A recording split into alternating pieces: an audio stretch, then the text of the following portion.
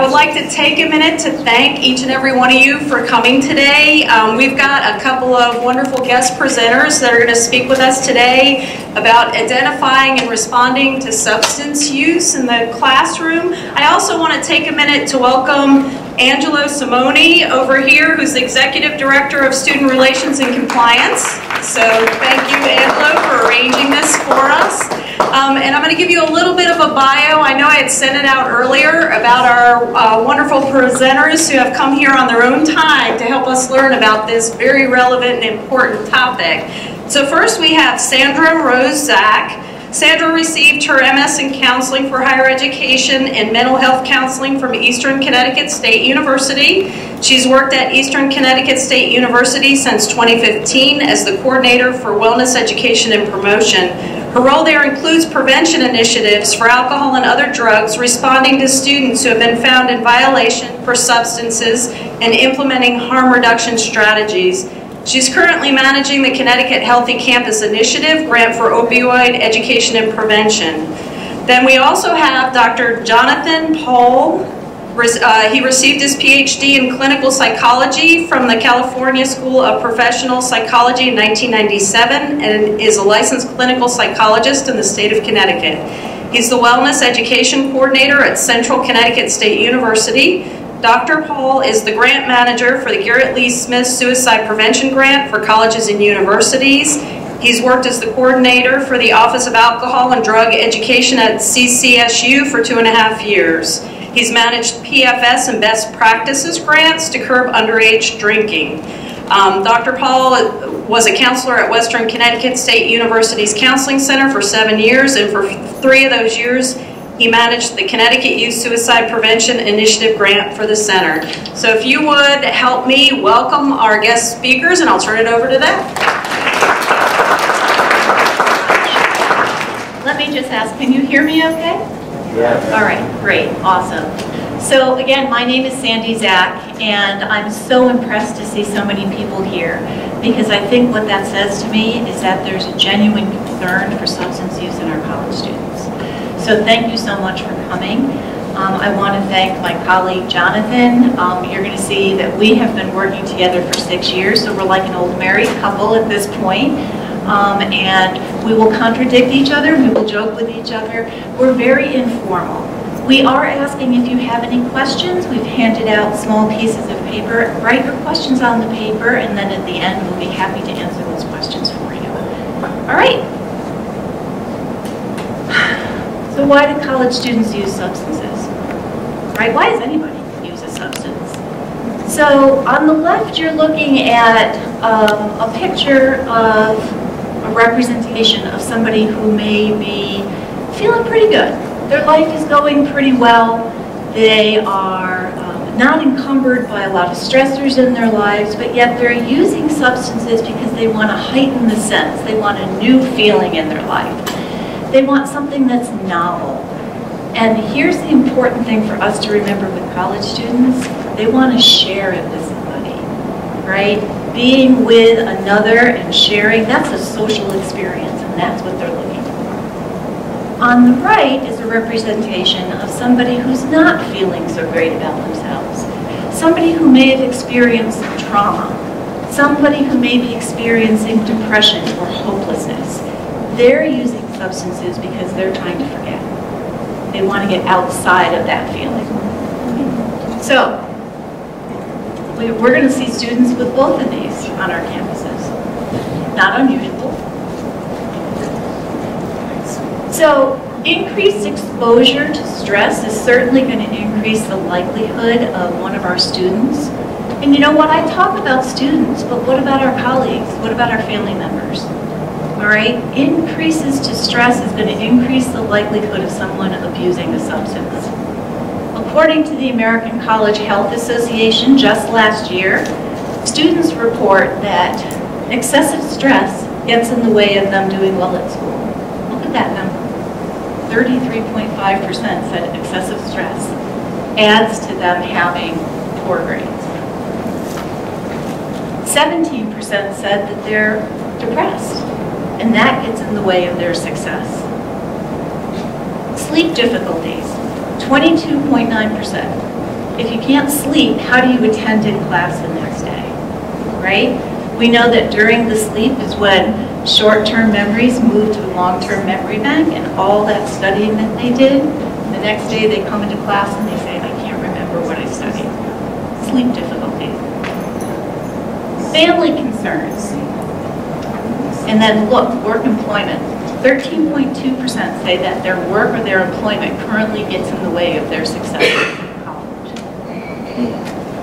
So when we're talking about college students, think about where they may lay or where they may fall on that. Depending on the campus that we're working at any particular moment, we may have more students who work than other college campuses, right? We may have more students who are juggling family responsibilities than other college campuses. We kind of have to know who our student population is and some of the factors that are going to affect their success and their resiliency here at school. And for some students, there's multiple effect where they'll have excessive stress as well as sleep difficulties, etc.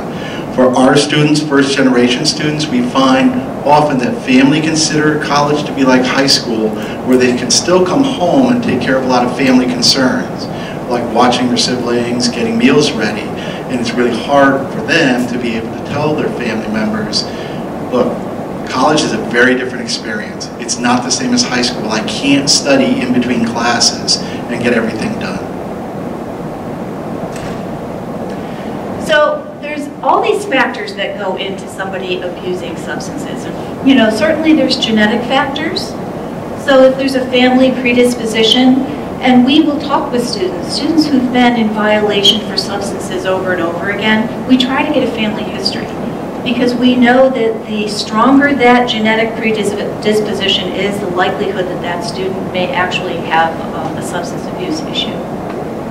We also look at the stressors or the environment. What is the environment like that the student is living in? Does it support their resiliency? Now, if someone comes from a less than perfect environment, does that mean that they're going to abuse substances? Not necessarily. If somebody has a genetic predisposition, does that mean that they're going to be a substance abuser? Not necessarily. But when we put these two things together, we oftentimes see that students move towards using substances to be able to cope. Is that clear?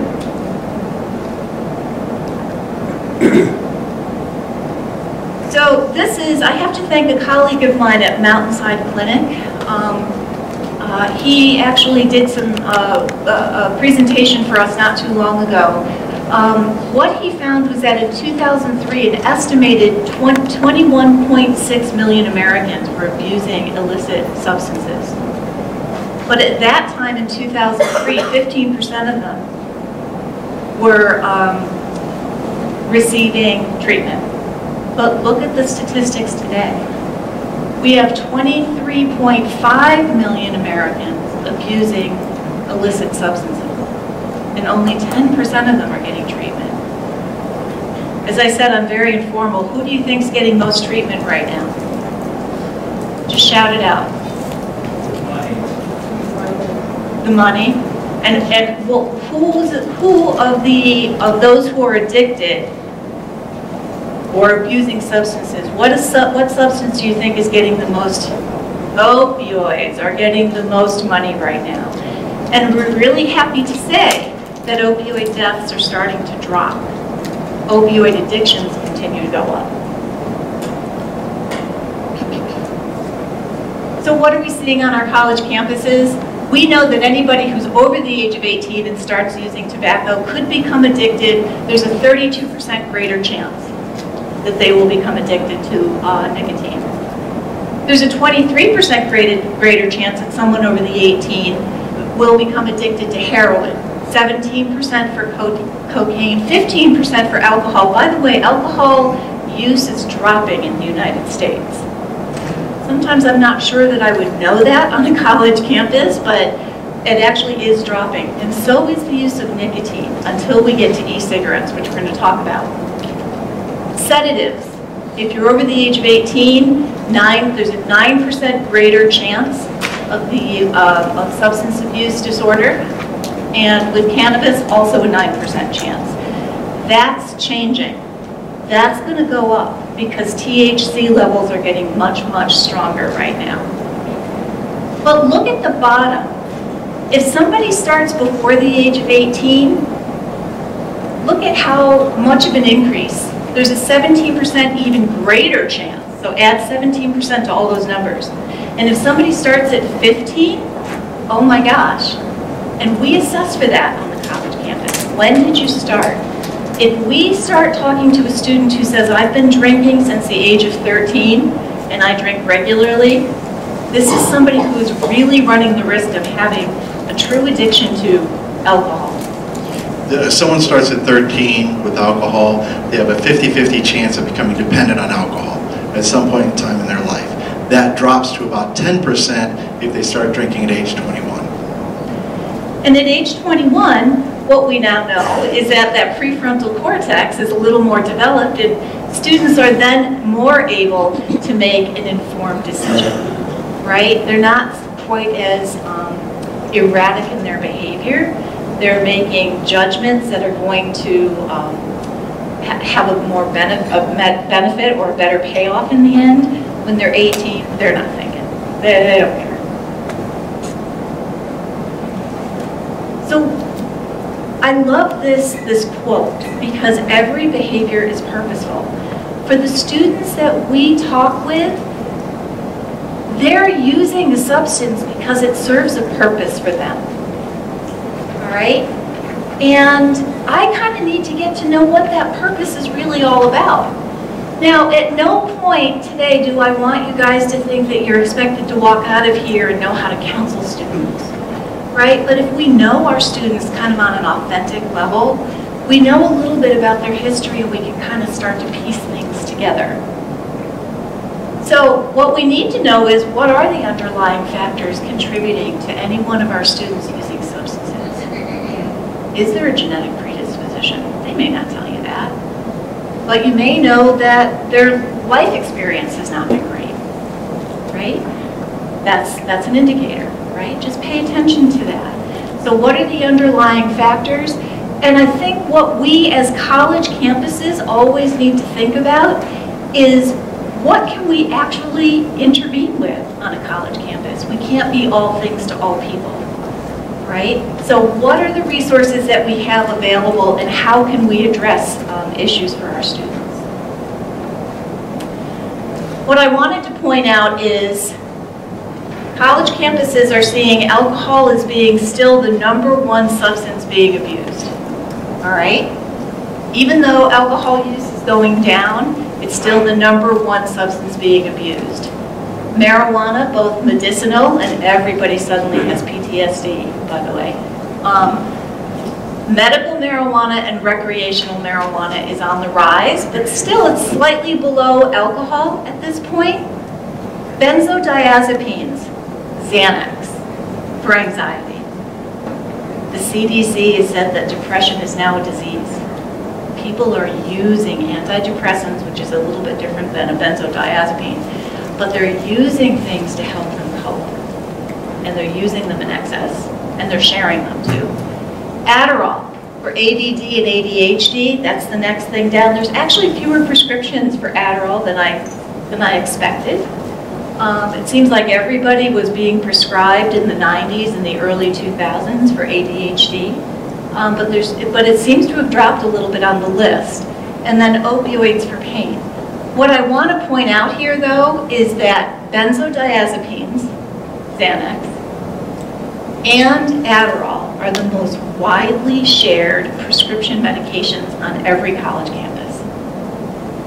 So do you need a Zanzibar? You got to get through, that's what they're calling Xanax these days. I got to get through finals. I have a prescription for Xanax. Would you like some? Right? That's happening on a regular basis. Same thing is true for the ADHD medication, right? You need to push through just a little bit more to be able to focus. So I'm going to share my ADHD medication with you. The other thing that I want you to be aware of is vaping. Vaping seems like a safe alternative to smoking, but what's being vaped today is containing nicotine and THC. So, you know, our students kind of get lulled into this idea that it's safe to vape, but it's not necessarily safe to vape. Okay, so I'm going to turn it over to Jonathan for signs and symptoms. Good morning. For signs and symptoms, I'll be going over some general signs and symptoms for a number of different substances and getting into what you'd see in the after effect in the classroom. And then a little bit later on, we'll get into how to approach a student who may or may not be using substances. So as Sandy mentioned, alcohol is number one. Alcohol is a depressant to the system. The first thing that gets affected is the capacity to perform complex tasks. The person also gets disinhibited. What we want it for is that euphoric effect, so we feel good, and we also want it so we can socialize. And as you go down the generations, you find that socialization is becoming more and more electronic. If I ask somebody to text somebody who's in their 20s, it's fine. If I ask them to go up and say, hello, how you doing, everything okay, it's a bit more of a struggle. And our students do. We've done some surveys, and our students do want to have the face-to-face communication. They're just not sure exactly how to make that happen.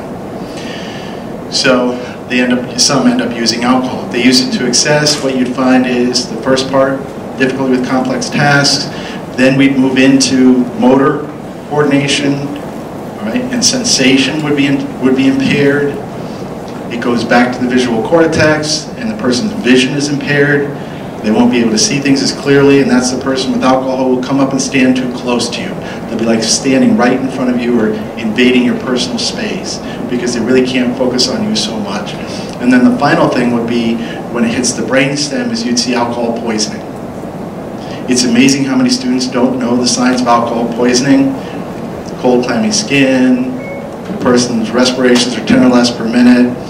The individual may or may not be able to be aroused, pinch, poke, prod, and not wake them up, or they may have vomited and not woken up. Okay?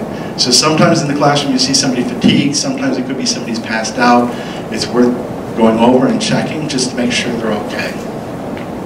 The after effect. The lingering effect occurs for up to 72 hours afterwards if somebody gets drunk. Okay? The alcohol is going to be out of the system maybe within 8-9 hours. There'll be a 0-0 on a breathalyzer, but they're still suffering the effects from the alcohol. So one would expect initially a hangover, but they may still have trouble concentrating, remembering, recalling information. They may have trouble with missing steps in a complex task, and poor judgment. Oh, sorry. One quick note at the end, as you see at the bottom, is to watch for. Now students are bringing alcohol into the classrooms. A small minority of students are doing that, but they're bringing it in water bottles like this, and they're actually drinking while the professor's talking. For marijuana, they're looking for that euphoric effect, for the buzz from the marijuana. As Sandy was saying, the THC levels are higher now than they have been in the past, 3 times as high as what it was in the 1970s. So we're seeing a number of students with greater impairment on their capacity to remember information, to concentrate, to be able to perform a complex task. There'd be a reduction in motor skills, and again, poor decision making. The after effect.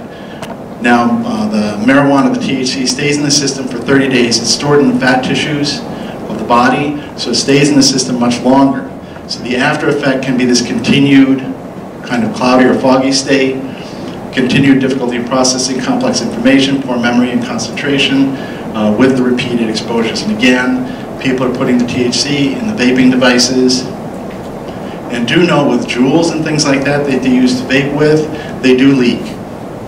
We did a buyback where we're buying back these items from students, the vapes, etc., and we make sure they put it in a plastic bag, or we use a glove to put in a plastic bag. So if somebody does leave a Juul behind or something like that, the recommendation would be not to pick it up with your hand, but actually to use something else to put it into something to secure it, like a plastic bag.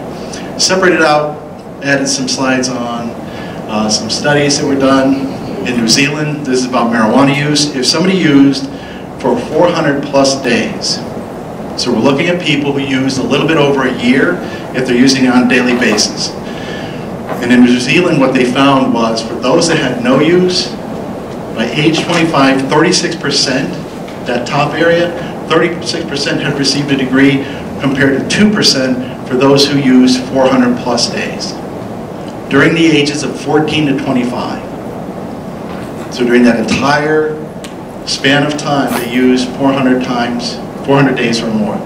For unemployment rates, you can see the unemployment is 52% for someone who's using on a regular basis versus 21% for someone who doesn't use.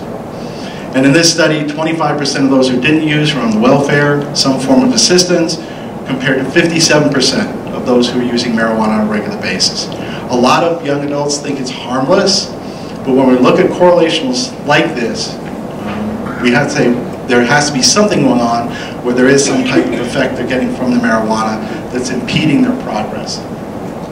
And if I could just interject for a moment, our students are telling us that they're starting using marijuana at 11 and 12. They're postponing the use of alcohol to like 17, 18. So it's interesting to me when I see a student who is truly addicted to marijuana, and people will argue, can you be truly addicted to marijuana? You can truly be addicted to marijuana, but they started very young. Thanks. Oh, and the younger they are, the more marijuana is used as a coping skill or coping device, as opposed to building other coping skills. And that's where resilience comes in. You're going to hear a lot about that throughout the whatever career you have here. That resilience is a huge factor. For stimulants, they excite the system. The person's looking to pick themselves up. We have a number of students who are getting 4 to 5 hours of sleep a night. They're between work and between school, so they want to pick themselves up, so they move to some type of stimulant. Okay? And as Sandy mentioned, with the Adderall, a lot of students see that as a study aid and they see it as harmless. With the stimulants, in higher doses, the person could have heart palpitations. It could actually get to the point where the person actually experiences a heart attack. The other thing that happens is sometimes they feel like bugs are crawling under the skin.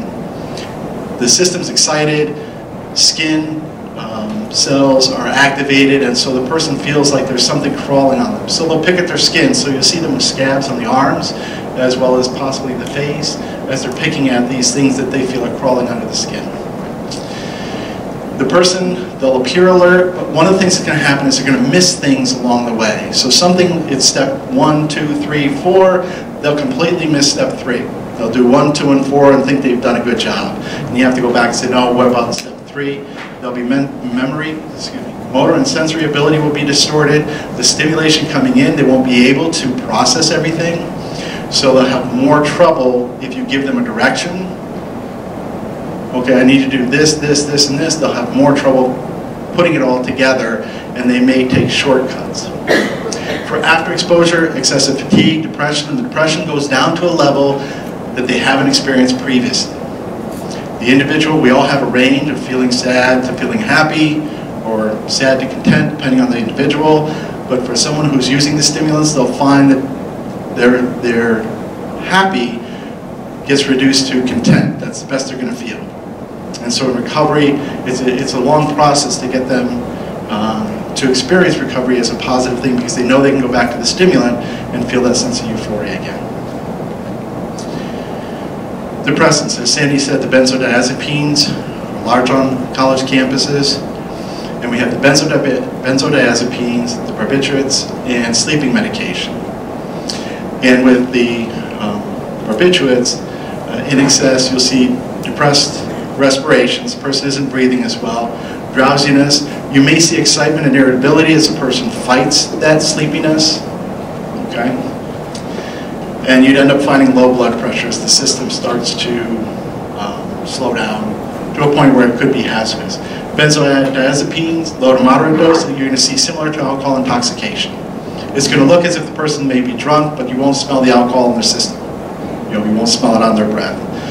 All right, in excess, you can see hostility, erratic behavior, mood swings, slowed reaction time, and again, euphoria in a particular individual. And for sleep medications, one of the things with sleep medications, they initiate sleep and they'll help us stay asleep. The the problem they have is with some of the medications, the person may begin to sleepwalk. The person gets hungry in the middle of the night and goes to the refrigerator and doesn't realize they've gone to the refrigerator, made a sandwich, go back to bed. For some people, they've actually gotten into a car and started driving and got into a minor accident because the sleep medication was keeping them under while their body was trying to push its way through and commit to some type of activity. In excessive use, you might see hallucinations, and that's because the person's lost sleep over a long period of time. If use is prescribed, generally they're relatively safe. These are situations where they're using to excess. And then in excess, you'd see fatigue, grogginess, and inability to focus as the person's body is trying to readjust to not having the medication in their system. For opiates, they're used to relieve pain.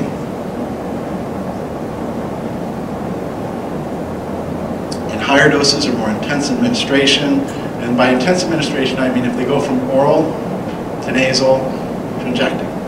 And typically what people find is as they're trying to escape whatever experiences they're experiencing, and they want to feel that euphoria, typically they'll start to build up tolerance to it, and they'll end up having to use more and more of the substance and use it in a more and more hazardous way. I've worked with people who said, I would never ever do anything like X. Typically when people are using substances, they're exchanging their values. So I had one guy I was working with on the West Coast when I was working substance use treatment out there who actually injected in his neck. And that's the thing where he said, that's where I said I have to give this up because it's going to kill me. And I was amazed that he had gotten that far in his addiction, but that's how strong these things can be. Okay?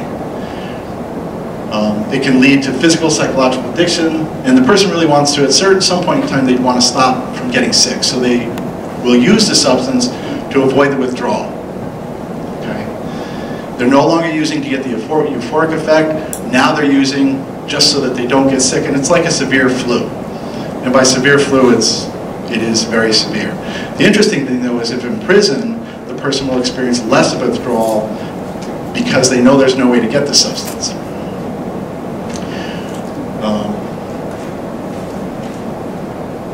Typically, with after exposure, they will try to get the substance if they can, and if they can, it'll diminish the symptoms of the flu-like symptoms. And Sandy wanted me to make sure I mentioned students going for oral surgery. My son, both of them have recently had their teeth removed, the wisdom teeth. No, we removed them all. We got tired of the biting. No, we had the wisdom teeth removed. Sorry. And with that, the oral surgeon said, here's what's going to happen. When you leave here, I'm going to give you something that's going to make you pain-free. And you're going to stay pain-free. But we're not going to give you any narcotics. And he did. And each one of them was pain-free with the way he had done it. With other students I've had and Sandy's had, they'll come back with a prescription for 30 Vicodin or 30 pain tabs, you know.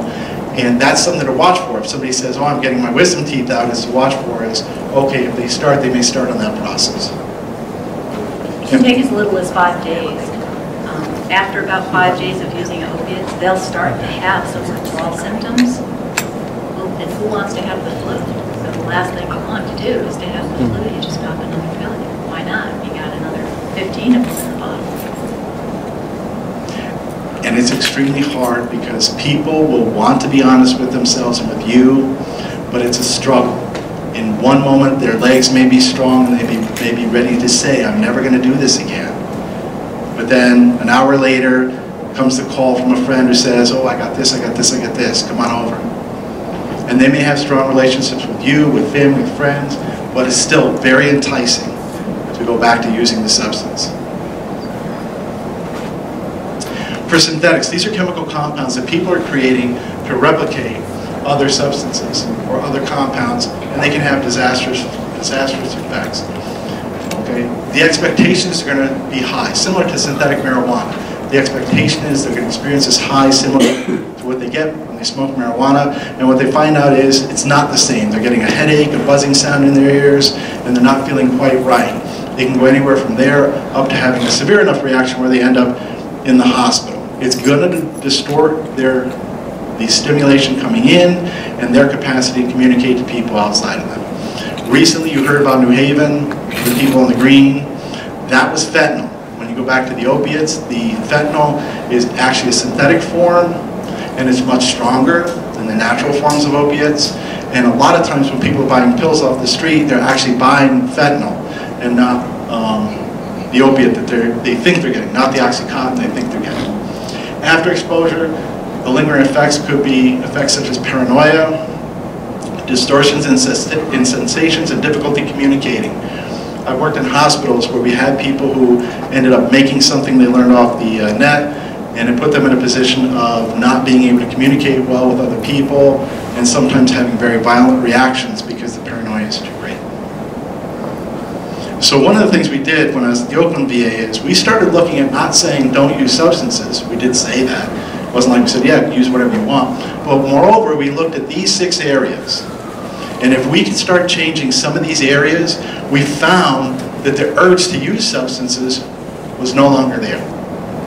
So here it is, these people were using for 10, 15, 20 years, and some of them had been war heroes. We got to look at their DD-214 and see they got Silver Star, Bronze Star, amazing people, but they got hung up on the drugs. And what we found though, is if we can improve their physical health, their mental health, their social supports, and on top of that, living situations, if we can remove them from a situation where drugs are readily available, they actually did well. And that's part of the resources. We have a resource sheet in back for you, but we'll talk about that more later on.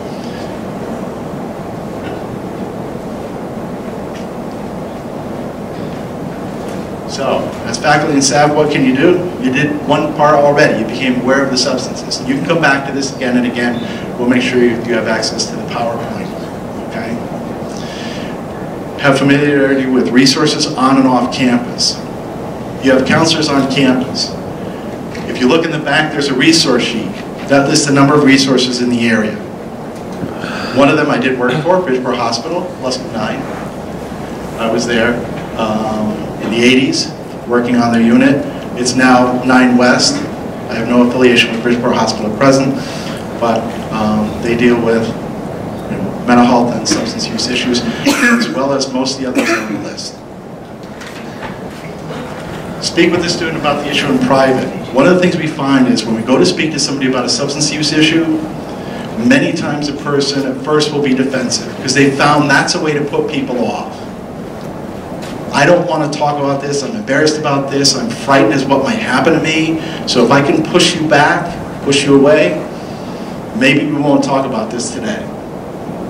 Alright? So if you can get them into a more private location, a hallway, an office, that type of thing, and begin to talk to them about it, to broach the subject, to say, if there is an issue, we're going to do our best to assist you in getting what you need.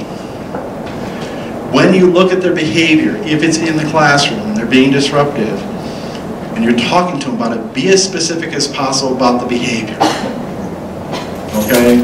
Well, it seems like you're out of it. It seems like, you know, your head's always in the clouds. It seems like you're not paying attention. It seems like if I could tell them, well, you were getting 8s on quizzes and now you're getting 2s on the quizzes we do at the beginning of the class. You used to pay attention to lecture, now your head's down on the desk all the time. And I just want to check in, what's going on? And it may be the drug and alcohol question comes up later. The first question is, how much time are they able to devote to school, to work, etc., and what kind of pressures they're under. Support your colleagues who are talking to students, or when you talk to students, debrief with colleagues, bring it to staff meetings, so you can open up the discussions about how can we best help these students. And hopefully we'll get to a little bit of that here, talking about how we can help the students. And engage students who are role models. If you have students who are in recovery and you know somebody who's struggling with a substance, see if that student won't mind helping. Being a guide for them towards some place or some resource that they've found helpful. I just want to point out that the stigma associated with addiction will keep people from really confronting that issue. So being open about it, being able to engage role models on campus is hugely important.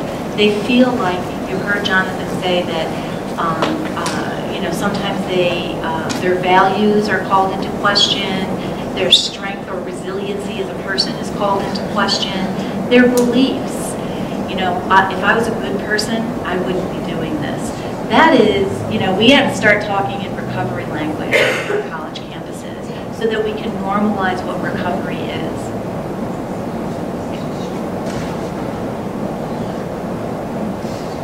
All right, if you see someone who is under the influence, and I don't know how many people in the room have actually seen someone in their classroom who's under the influence, but one of the things that we want you to do is to be able to, sorry, I lost my train of thought, limited interaction with the student at the time that they're under the influence, all right, because they're not going to hear you, right? They're shut down. They're not, the language going in is being reprocessed in a different way. So you're going to have to address those issues at a later date. Unfortunately, I'm aware that there will be times when students are in a classroom when their physical safety or the safety of others could be impaired. Then we might need to move, and further on down the list, you'll see we might need to call campus security. But one of the things that I need you to know is every campus has its own policy on how to deal with students. Do you have a student intervention team or a behavioral review team? What is the policy? Great, yes, you do. So what is the policy for removing a student? And do you want to do it at that particular moment? Is that student going to be a harm to themselves or to others if they stay in the classroom? Are they disruptive? Remember, the other students in the classroom do have a right to their education as well. Faculty and staff members have, I'm sorry, if impairment is great, the police can do a welfare check. I'm not sure if you do that on this campus. I know that you do have campus security, but a welfare check really can be just checking in, right? Or if your student review team, your behavioral review team gets involved, they may be able to engage that student. Engaging the student is huge, especially if it's done in a way that the student feels safe enough to be able to share some information. We really want a collaborative stance with the student. We want the student to know we're trying to help them. We're trying to help take care of them. So typically campus police or campus security, they have a great relationship with the students because they're interacting with the students all the time. So they can do a shoulder tap and say, look, you know, let's talk about this outside of the room. I need to check in with you, see how you're doing. Seems like things are going wrong for you. You know, this is the third classroom in which you're really struggling. And we want to make sure you get the help so you can finish out your degree. So resources. You need to know what your resources are on campus. You have a behavioral review team. What do you call your behavioral review team? Campus care and support team. So you know that you have one of those. You also know that you have a counselor on campus. You also are given resources about what's in the community. You want to use your syllabus. Remember, students who know up front that they can't come to your class under the influence are less likely to do it, unless there's a true addiction going on, right? At faculty and staff meetings, you want to reserve some time to talk about what are you seeing in your classrooms? What are the emerging trends? Are you seeing students who are more stressed, more anxious, who appear to be under the influence? Are you hearing the buzz? Because if you hang out in the hallways, you're going to hear the buzz, right? That's how we learn the language, the Zanzibar. And, whenever I teach a class, I'm always amazed at the new terminology that they come up to kind of hide what they're doing so that they can talk in public, but we don't really know. So being able to share that information with staff is hugely important. Know the community resources, of which Jonathan said there are handouts in the back. And a question that I have is, Narcan. Is there Narcan on campus? Awesome. How many people in the room have been trained on how to use Narcan?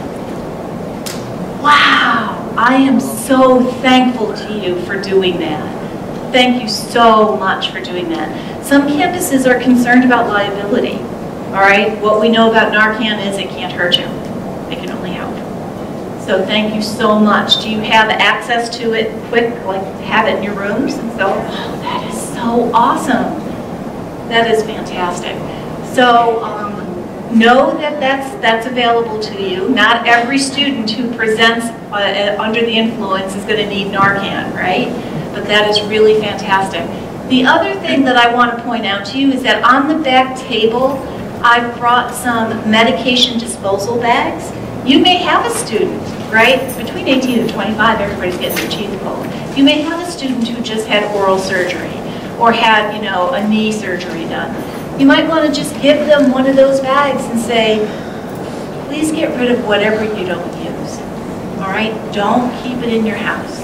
Because if you keep it in the house, somebody's going to go medicine cabinet shopping for what you have. And I can tell you, I actually had people, I had surgery last year on my shoulder. I had 2 young men in my neighborhood dumpster diving in my garbage looking for something that I may have thrown out. Right? Because they could see me in a sling. They knew I had surgery. So keep that medication disposal bag. If you have it, if you need more, I actually have a back stock of them that I'm happy to give you. The other thing quickly with the Narcan is know that students know it's available at our campus. Rite Aid is just up the street. They know they can get the Narcan there. They're hitting people with Narcan, give them 3 or 4 times to get them back around. But they're not getting the EMTs. And we're trying to give that message to them, that they really need to follow up with this person getting EMT, healthcare, connection, should they overdose. And our students aren't quite getting that yet, but we'll get there. So did you guys have a chance to write down some questions, or do you want to hand them to us? Or if you're comfortable, you can just shout them out and we'll run over with a microphone. We've made the question asking process very difficult. We can just shout them out, or we can pick them up. Yes. Yes. So I find that in the last year we had more students that read marijuana, Yes. right? Yep. So is it unethical to, if their conduct is not disoriented or there's no misconduct, would there be a reason to approach someone that's walking around smelling like pot? I'll tell you what my answer was to that. I walked, go With ahead. that said, because I understand that an instructor had to dismiss the entire class because when that person walked in, they just fumigated the whole classroom and people were getting sick. I mean, that's how strong it was. And so, they doing the things. I mean, I know it's up to the faculty to address it, but they walk around the hallways all the time, and we may say we have other things to do than to address someone, right? You see something, say something, but it doesn't impact you, mind your business and keep walking. I mean, I don't know what the attitude is. I think you got to know the policy of the school, but if that smell is disturbing other people, and I don't want to speak out of turn, but if that smell is keeping others from being able to participate in their educational endeavors, that's a concern for me. Now, that person may have been in a car with 4 other people smoking and they didn't put a thing in their body, although we all know that they really did because of the secondhand smoke. But that's going to be a judgment call that I think depends on what the policy is of the school. The other thing is it would be helpful if their advisor were to be able to talk to them about it, because it may be affecting the performance for classroom. Or the professor themselves could talk to the student about it, since it's affecting that particular class, and they can connect with student conduct. And student conduct can work with the student on reduction in marijuana smoke during the time that they're going to be in that particular class. But you're describing it where they are disturbing the classroom. The important thing is write up what behavior. So they came in smelling of the marijuana and sat down next to 5 people. Those 5 people ended up leaving the classroom, some of them feeling sick because they couldn't tolerate the marijuana smell. So we're discussing this. What is your policy concerning that behavior? I have some news. We're going to actually have your contact person do a presentation after we're done. So I think that's a great question to refer to her. So we'll have the question part B. Contact. Other questions, concerns?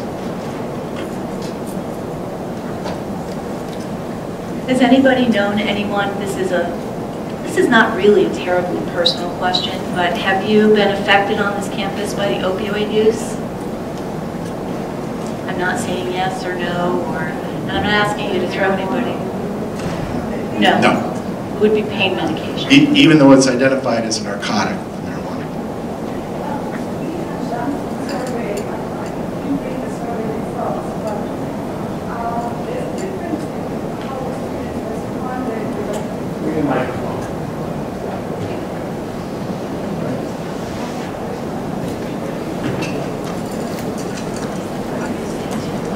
Last year we done a survey on students trying to find out their involvement with opioid or any such drug related. Students have indicated they're more, they take more of alcohol, than drugs. That's a direct response, but there was a question where students were asked, do you know that your friends use drugs and alcohol? And many of our students believe, and they said they know that there are more students who are using substance abuse and alcohol than they have directly reported. So there's a big difference in percentage when students responded. So the perception of friends versus the direct response was different. Perception is huge. When you talk to students, they'll say, when you go to college, that's the time of your life. You're supposed to party. That's what you do. Before you get a job, this is the time of your life, right? So they come with that perception that that's what everybody does. And the reality is there's fewer people doing it than we realize. But when we do have somebody who's doing it, like the faculty member who has someone in their classroom, it affects multiple numbers of people. Are there any other questions? THC is super strong right now. Yes, we're going to send you a microphone. I have a family member who lived in Plano, Texas, and I guess that's a place where there's a lot of heroin coming in. And he was 17 years old and took some and then combined it with alcohol and then stopped breathing and died. And in the aftermath of that terrible tragedy, I read about how kids who are given either heroin itself or something that acts like heroin are much more likely to die because, unlike an addict, they don't know about things like that. And it just makes me wonder if it's counterproductive. I mean, having had personal experience with a tragedy like that, I'm inclined, like in a 101 class, to slip in an article about it. Like, I mean, shouldn't we warn them? I mean, we don't want them to become addicts, but shouldn't somebody tell them there's this drug out there that, what are your thoughts on that? I think any time that there's a learning experience available to you, do it. Research methods class, they could be doing research on it. There's all kinds of ways to be able to slip it in. And as you're reviewing your syllabus, remember that's also another time when you can begin to slip it in. We need to think outside of the box. It's just not something that should be talked about in a drug and alcohol class. It's something that really needs to be talked about in multiple ways, right? The financial effects, the social effects, the spiritual effects. How does it affect a person if they feel like they have failed themselves and their family? So we can bring that in multiple ways in our classroom. The other thing to know is you're dealing with an 17, 18-year-old brain. It's not fully developed yet. So consequences for actions are limited in conceptualizing it. The other thing you get is a lot of people don't feel they'll be the one. And so we do try to get across to students that you could be the one. I'm sorry for your loss, and I wish that didn't happen. But one of the things we're suffering from now is they can create pills that look exactly like Oxycontin, etc., and they're mostly fentanyl. And fentanyl is much, much stronger than the more natural opioids. So that's a huge problem too, is the person may say, well, I took these 2 tabs and this was the effect. I had a nice buzz, I was euphoric, etc. Then they take 2 tabs that are primarily fentanyl and they end up overdosing on them. And people around them won't necessarily know the proper action to take. They may say, oh, okay, I can use Narcan. They use it once, the person seems to come around, they leave them alone, and then once the Narcan wears off, the opioid takes over again.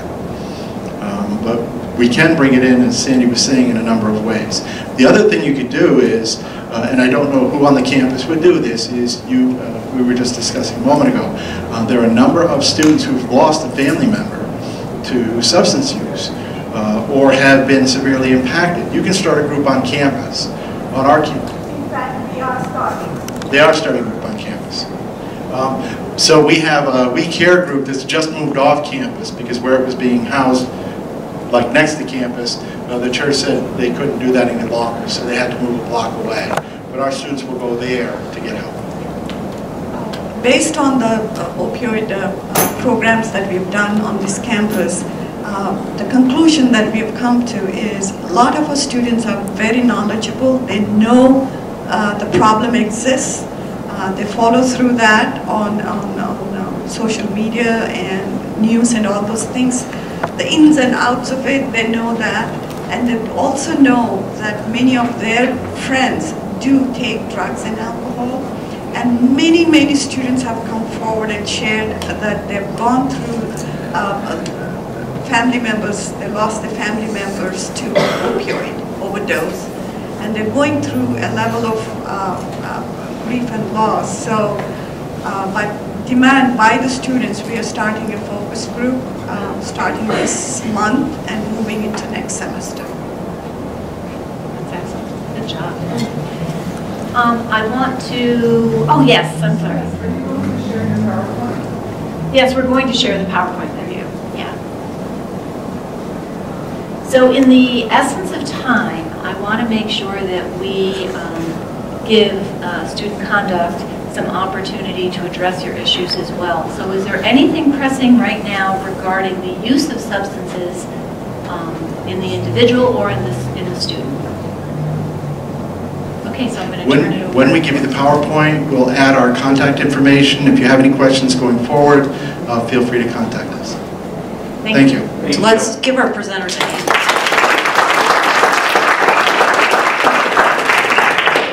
So how we're going to transition right now, and I think there will be questions likely after Kelly goes ahead and presents on conduct. So we'll try to address those as they come. We have a new process or a new code of conduct Dr. Kelly Hope has created for us in an online process. Keep in mind when we're looking at conduct that it was mentioned in the prior presentations too, you need to focus on behaviors for this to be able to be applicable for a lot of it. So I'm going to let her present and then we'll take more questions. So, can everyone hear me? I think we're all familiar with each other. I don't think I need a microphone, but I will use one if need be. So what I wanted to do was I wanted to take an opportunity while we're all together collectively to answer questions that folks may have and to dispel some things that may be out there as it relates to student conduct and how we as an institution, how we're handling conduct concerns as they come through the Dean of Student Services area, but specifically directly to me as the person that's going to be responding to conduct concerns that come from both faculty and staff. So just for a frame of reference, as I begin, what we need to know, okay? First thing that I want everyone to know, and I want so that we can have a frame of reference and be on the same page, is what is conduct and what is the student code of conduct for HCC and also for the system, the Connecticut State College University system. So first, our student code of conduct, it is a statement of the rights and responsibilities of our students. For the most part, we often hear about the responsibilities of the students. The students are in a violation, they aren't being responsible, they aren't doing something that we're expecting them to do. But with their responsibility also comes, they also have rights. And so a part of the code of conduct is to outline the students' rights for them and their responsibilities for not only the student, but for us as faculty, staff, and administration at the institution. The student code of conduct, there are also procedures that protect the student. It also protects the institution when we follow them and we do what we're supposed to do. And it also addresses the application of responsibilities. And so essentially what that means is it puts the onus on the student when they are referred for a behavioral concern. And then finally, it's a description of what's acceptable or not acceptable on our college campuses.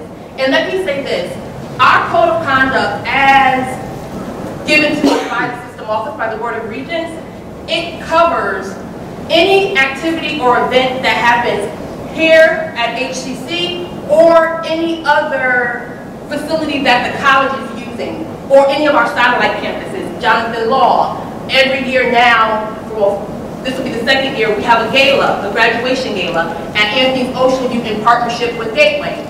It's a college-sanctioned event, therefore anything that may happen or should happen at Anthony's Ocean View, this policy also covers that. So it's not specifically only for our campus. The second thing, as a frame of reference, there are 28 codes that the system office has identified that our students are responsible for knowing and responsible for following while visiting our campuses or participating in our activities and events. I'm going to show you more shortly the website. There's a website that we have. It is the Student Conduct and Civility webpage. You can access it from our homepage. I'm going to show you that in a little bit. And on the webpage, you will be able to find the 28 codes. You will be able to find the Student Code of Conduct and the Rights and Responsibilities. I know for a little while now, it may not have been easily accessible for some of our students. It is now located there on the Student Conduct and Civility webpage, which is accessible from the Housatonic homepage. And then third, I, Kelly K. Hope, the Director of Student Life and Conduct, is the point of contact for conduct questions, concerns, or referrals. And so if you don't know, my email is khope@housatonic.edu, and my extension is 5973, and that's important because I think that adjunct faculty members may not be on campus often and may not know who I am, and so at least that way, if there are any adjuncts in the room, you all have my information, and also for part-time staff. That information is important too. And then finally, what we need to know. We have a 4-step adjudication process. 4 steps. And I'm going to go over that quickly with you all as it relates to what the 4 steps are. And that will be the final thing we do, and then I'll answer questions. And so, what my responsibilities are. 1, I conduct investigations and I adjudicate cases. Okay, I work with campus security and the law enforcement as necessary in order to make sure that information is provided and that we are doing everything we can to give due diligence for our students when concerns arise. I also assist with the creation of our Student Code of Conduct and Rights and Responsibilities Handbook, and also, technically, I haven't served yet, but I should be serving on the behavioral assessment teams, and I also work with Maryland with the campus resource teams and with Title IX things as they arise. And then I'm responsible for making sure that we have everything documented and that files are accessible. And so I work with Cindy in the Dean of Student Services office to make sure that if there's a concern about a student, that we have files that are available to go and take a look to see if there were past behaviors or things that we need to pull from to be able to better gauge whether or not this is repetitive behavior or something that we need to respond to. And let me note this, I do not keep personal files on students. All files are housed in the Dean of Students office. And so I know some folks were saying, okay, well, do you have your own separate files? No. What happens is every letter, every documentation that occurs during an investigation, it is forwarded and given to Cindy, and it goes into the file cabinet or area that has been designated in the Dean of Students office. Okay? I'm going to pause here and ask if there's any questions about the things that I've said so far, what my responsibilities are, before I go into how we respond to concerns that arise as it relates to substance abuse or any other behavioral conduct. Questions so far? Yeah. Okay, so we're all on the same page and we all have a working knowledge as to what this new position is on our campus and what my responsibilities are. So I wanted to start here with some frequently asked questions, and this deals directly with the classroom. I've seen a number of incidents. I became the Director of Student Life and Conduct in September. I've dealt with 10 incidents so far, and these are a couple of the referrals. The first referral, I have a student student who has been absent, tardy, or leaves class early regularly. That was the email. And there was more that followed, but in the interest of the faculty member, I didn't want to put the entire email. And my answer, after I inquired with the faculty member, was if the student's absence, tardiness, or departures does not disrupt or impede the lesson or one's ability to teach, then it's not a conduct referral.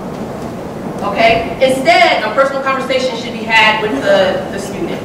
And so I want to just clarify that one referral that came in. The second is, I have a student who was on his cell phone during class.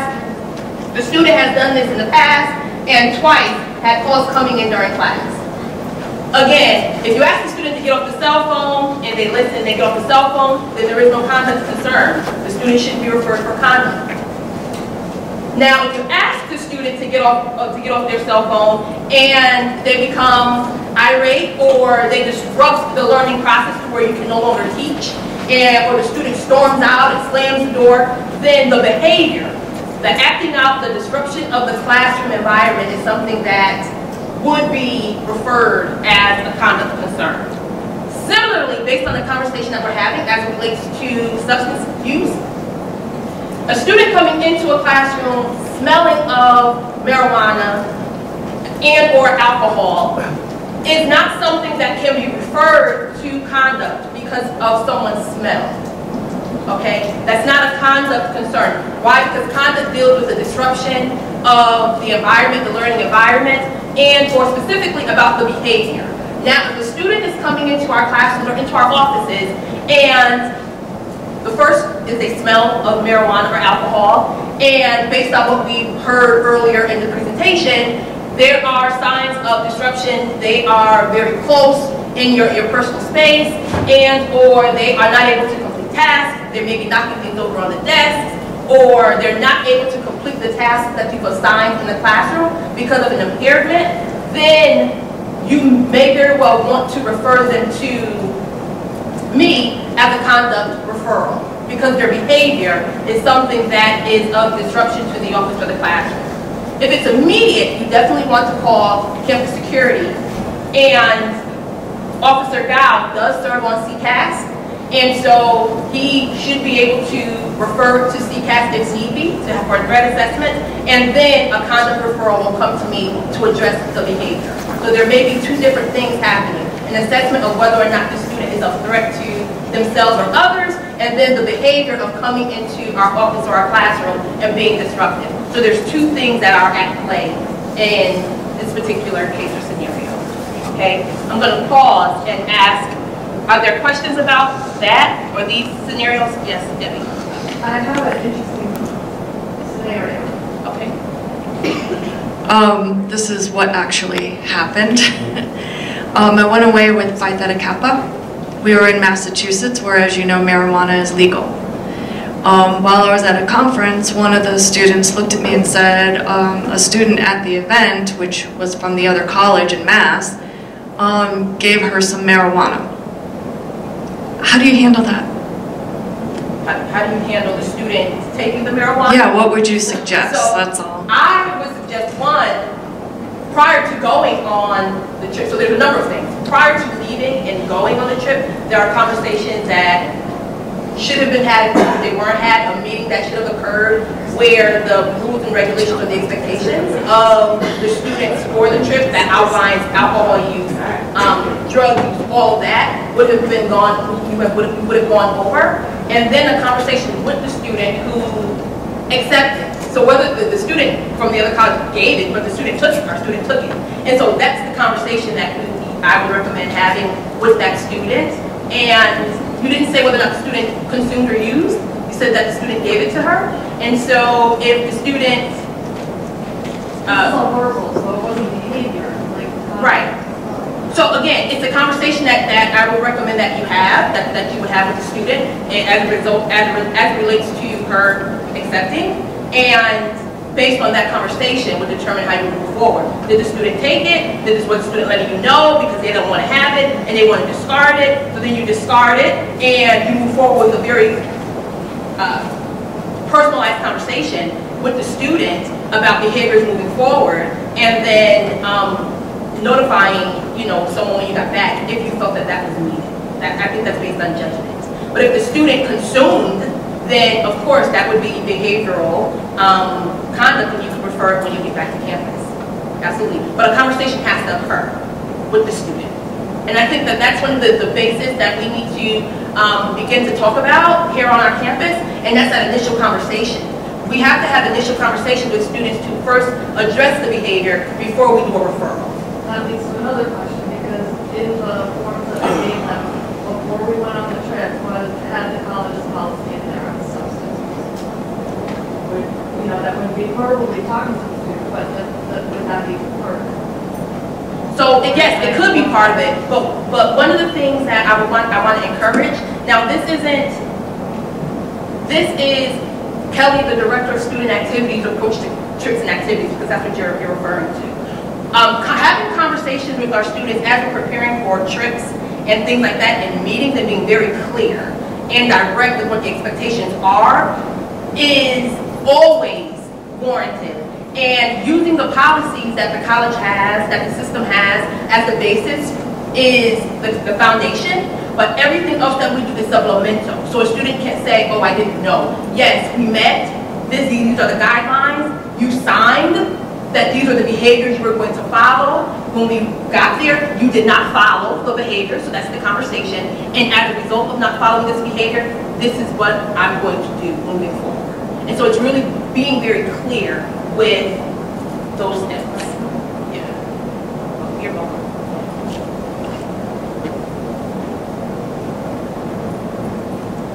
Okay, in the interest of time, I mentioned we have 4 steps in the conduct process. I just want everyone to be aware. 1, a complaint is filed. And I'm going to show you on the HCC's website.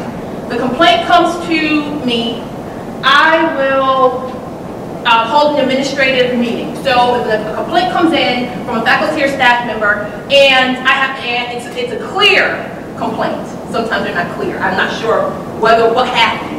And so if it's clear, I will contact the student and ask them to schedule a meeting with me. The student will come in, I will have a conversation with them about the concern that came to my office. And during that meeting, for the most part, I need to knock on wood, students will say, lately it's been, yes, I did do that. And if they have admitted guilt, then sanctions are applied or applied to the student, given to the student, and notification is sent to the faculty, the staff, the dean of students, and the student in regards to what their sanctions are going to be based on their violation. If a student comes in during their administrative meeting and they say that they're not responsible, they didn't do what they're alleged of doing, then an investigation occurs. Okay? Per the BOR policy, we have 30 days from beginning to end to investigate and to adjudicate a case. And so what does that mean? That means that the student can say, I didn't do that, and you should talk to X, Y, and Z to get more information. The faculty or staff member can say, you can talk to X, Y, and Z to get more information. It's my responsibility to call meetings as needed and to meet with all the parties in order to get the information that I need in order to adjudicate the case fairly and impartially. Now, once the case is adjudicated, as I mentioned, notification goes to all these people. Okay? Students, per the BOR's policy, students can only appeal sanctions that are imposed, that are suspensions or expulsions. And suspensions and expulsions are only issued, let me say this again, only issued by the Dean of Student Services, Dr. Kim McGinnis, well, and probably the president, I'm sure, the president, but Dr. Kim McGinnis is the only one who can issue suspensions or expulsions. My job, though, is to do the investigations and then make the referral to her based on the outcome. And then she will do her own investigation as she needs to and decide whether or not a student will be suspended or expelled for their conduct or behavior. Okay? And so what I'm going to do is show you all this, and then I'll show you the website. This is on the website in the Student Code of Conduct, in the Code of Student Rights and Responsibilities. And it's a chart that breaks down informal disciplinary conduct and procedures and what the possible outcomes could be. Level 1, behavioral conduct concerns, and then level 2. So informal is a student may be caught, let's say faculty-wise, a student may be caught plagiarizing, okay? We know that, one, that's a violation of code of conduct, behavioral misconduct. What can be done in that case? That doesn't have to be referred to me. A faculty member can have a conversation with the student and give the student the opportunity to put in citations and edit and revise the paper. And then that is done, it's handled. Or let's say we're in an office. A student comes into the office and they're loud. They're upset because for whatever reason, they waited an hour for an appointment and they're still not being seen. So they're loud, okay? And you go in and say, can I speak to you in private? They go into your office or they will go over to the side with you and they'll have a conversation with you and you're able to rectify the situation. It was handled, that's a conduct concern, yes, but you're able to handle it and it's rectified and you can move on with that, okay? Let's say it's something where a student is having a verbal altercation. I mean, they're really going in, maybe with another student or with a faculty or staff, to the point where the behavior becomes obtrusive or you feel threatened to an extent. That is something that you want to fill out a complaint, you can refer it to me, and possible outcomes, that's a level 1, considered a level 1 disciplinary conduct concern. And possible outcomes of their sanctions would be a written warning, they could be put on probation, they can have community restitution, removal of college privileges. Yes? What if this was like during, if there's an incident during orientation or launch, if there was an incident, does this apply to those students that haven't started at the college? Yes. So for our purposes, once a student applies for our institution and they are accepted and they have a banner ID number, they are ours for our college campus. They have a banner ID number, we can track them, I can look them up in banner, I can contact them. Yes. And I can go out and say this. If something like that occurs, like a launch or an onboarding process, I think this is a great time to have those really meaningful conversations on the onset so that our students know what to expect coming in and being a part of our community, as opposed to waiting later on.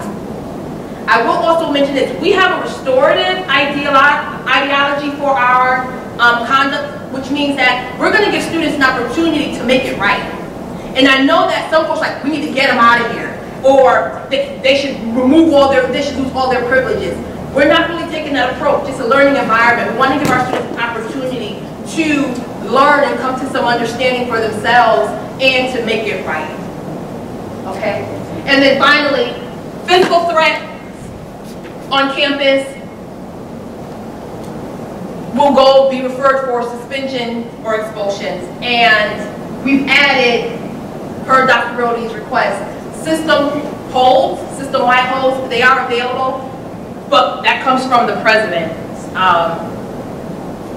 decision-making. Yeah. Kelly, I just wanted to ask, the informal disciplinary problems, that first column there, is that something you would want documentation of, or it's something we can just handle in our office or in our classroom without documenting to you that it happened? Okay, so good question. That's something that you can handle in your office on your own without documentation to me. Once it's documented to me, it goes into the student's file and it becomes a part of their record. Okay? However, I do recommend that you document it for yourself. Why? Because let's say you have a conversation with a student and you're able to deal with it. You handle it, at least it's documented. On December 3rd, I met with Marilyn and we had a conversation about her outbursts because she waited an hour. Okay? And then let's say January 3rd comes and here comes Marilyn again. She's upset with me again and she has another outburst. This is my second time having a conversation with Marilyn. Marilyn may not get a third time. And so then I'm now referring her to Kelly. And Kelly, this has happened multiple times. Here's the documentation that I have from the first and second incidents. Okay? And then finally, the next slide has got questions. What I'd like to do is I want to show you all from our homepage how to get to the form. So if you go to the Student Life tab, you will see Student Conduct and Civility. If you click that link, it will take you to the Student Conduct and Civility homepage.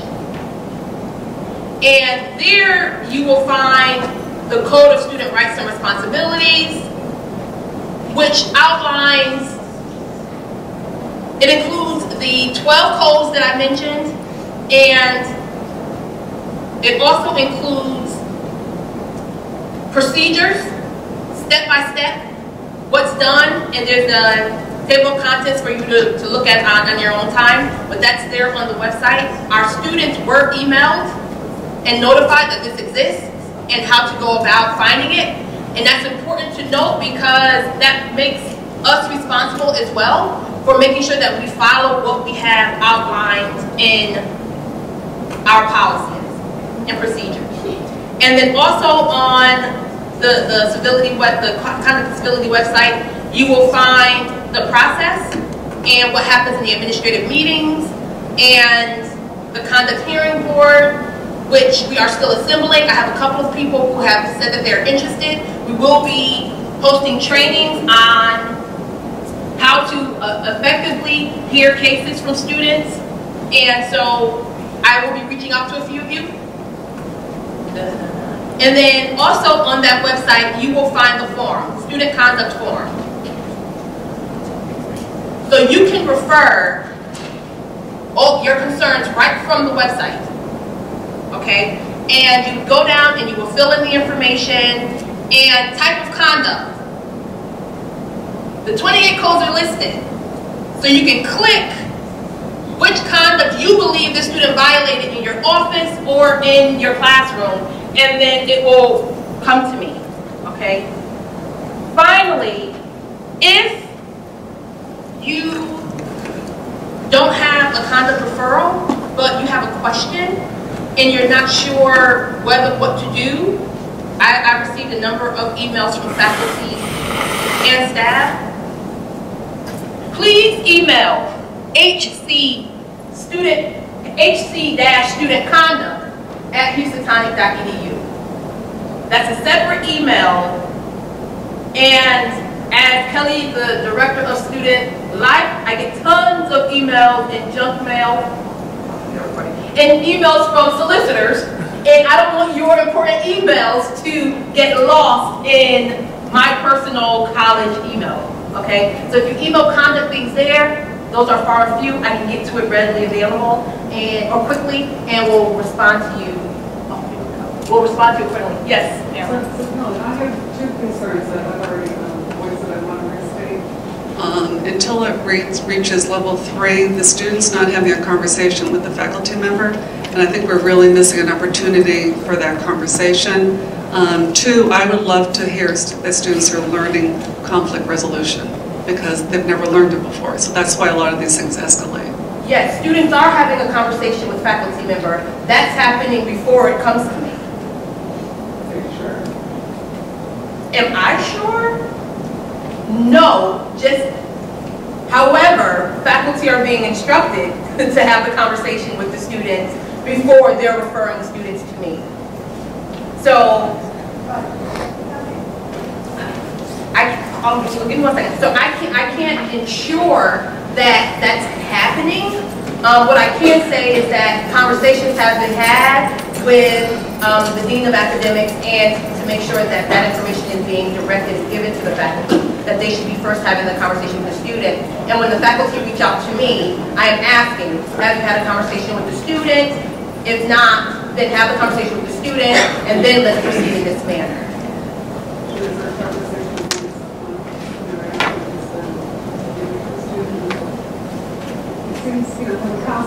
Yeah, I was just going to say about that. Between the faculty, the student, and myself. Yeah, the practice. Yes, yes. And it worked really well. Yes. Well, I'll take a look at it. Yeah. That's what I wanted to support what Marilyn was saying, that in the past, same process of conflict resolution depending on who was available, which counselor was available, we were involved in being supportive to the student in resolving, or even meet with the student to make him or her understand what the process would be to resolve the conflict, the process piece, conversation, questions. Now, I believe that is a part of, that will be included when needed.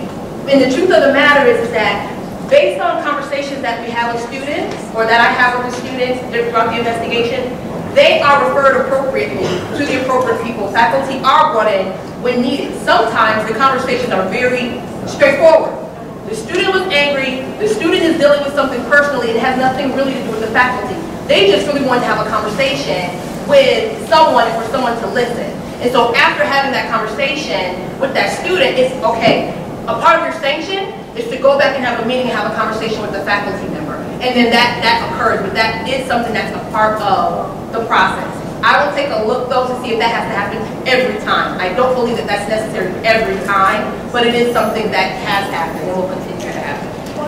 One more thing that in my experience, faculty always prefer to have somebody there and they're one of the students because of concerns of sections of Okay, so because we are at the 11:30 time frame for right now, what we're going to do first, let's thank Kelly for her presentation. We can continue the conversations after this or at another time, but for right now, I want to thank each and every one of you for coming, and we'll have future trainings as well. So thank you guys. Have a great afternoon.